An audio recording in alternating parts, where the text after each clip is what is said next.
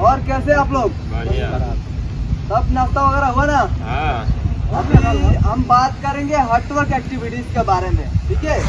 तो हम लोग आज जानेंगे कि हॉटवर्क एक्टिविटी होता क्या है। हम लोग डेली अलग अलग सब्जेक्ट पे बात करता है, लेकिन आज जो हमारा सब्जेक्ट रहेगा वो हॉटवर्क। तो हम लोग जानते हैं कि हॉटवर्क, सबसे पहले हॉटवर्क कहते किसे हैं, ठीक है? कोई भी ऐसा वर्क जिसमें से हमारा चिंगारी निकलता हो उसको हम हॉटवर्क में कंसीडर हॉटवर्क बोलते हैं, ठीक है? अब हमारा हॉटवर्क एक्टिविटी में क्या क्या आएगा, क्या क्या आता है हॉटवर्क एक्टिविटी में? हाँ, कटिंग, वेल्डिंग, ग्राइंडिंग, ड्रिलिंग भी करते हैं, उसमें से भी स्पार्क निकलता है, वो भी हमारा हॉटवर्क में आएगा।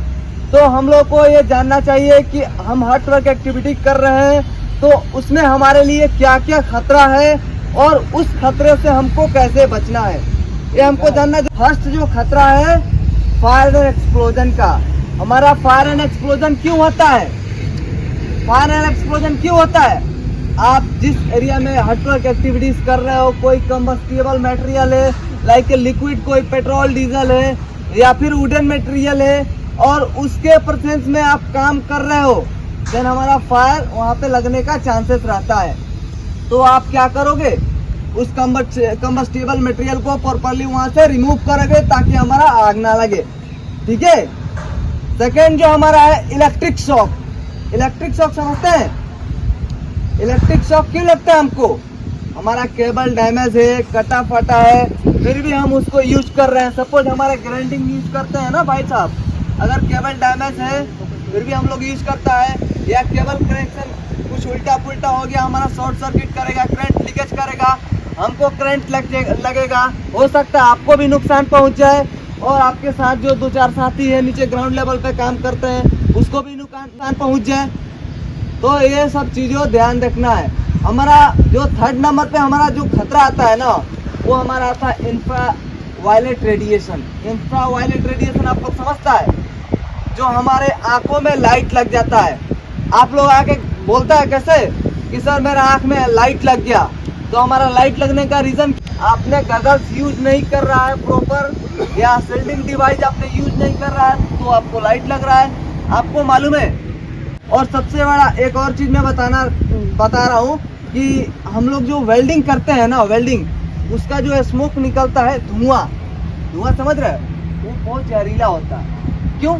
आप लोग देखते हैं अगर नेक गार्ड हम लगा के वेल्डिंग नहीं मारता है ना, तो उसमें से हमारा क्या, ये पूरा हमारा चमड़ा फूल जाता है, पूरा जलकर ये ऑटोमेटिक छोड़ने लगता है। छोड़ता है कि नहीं वेल्डर भाई लोग? छोड़ता है कि नहीं? काला हो जाता है, ये काला होके चमड़ा छोड़ने लगता है ना, तो इसके लिए हम नेक गार्ड यूज करते हैं, ठीक है?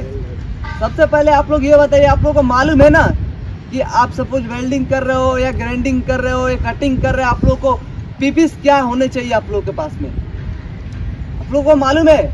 आप वेल्डर कर रहे हो, वेल्डर भाई का बॉयलर सूट यूज किए हो, आपको एप्रॉन यूज करना है, हैंड ग्लव्स यूज करना है, एल्बो गार्ड यूज करना है, नी गार्ड यूज करना है, नेक गार्ड यूज करना है।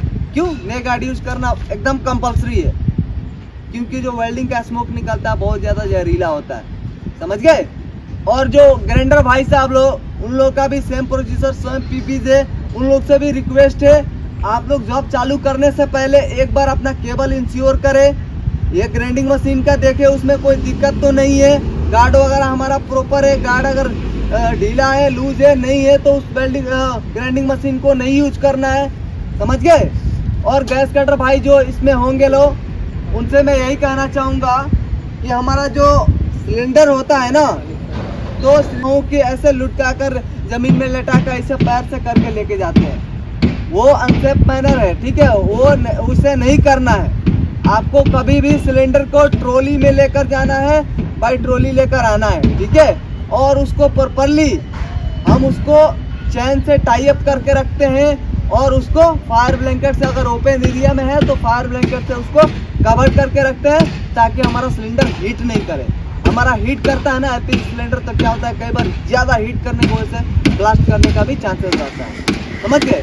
तो इसके लिए हम उसको प्रॉपर्ली फायर ब्लैंकेट से कवर करके रखते हैं अगर ओपन एरिया में है तो, ठीक है? तो ये सारी चीज़ आप लोग को ध्यान देना है, ठीक है? और जिधर भी आप लोग हॉटवर्क एक्टिविटीज कर रहा है उस एरिया को प्रॉपर्ली क्लीन रखना है और फायर एक्सटिंग्विशर प्रॉपर रखना है, ठीक है। तो आज के लिए इतना ही दोस्तों, ओके, थैंक यू।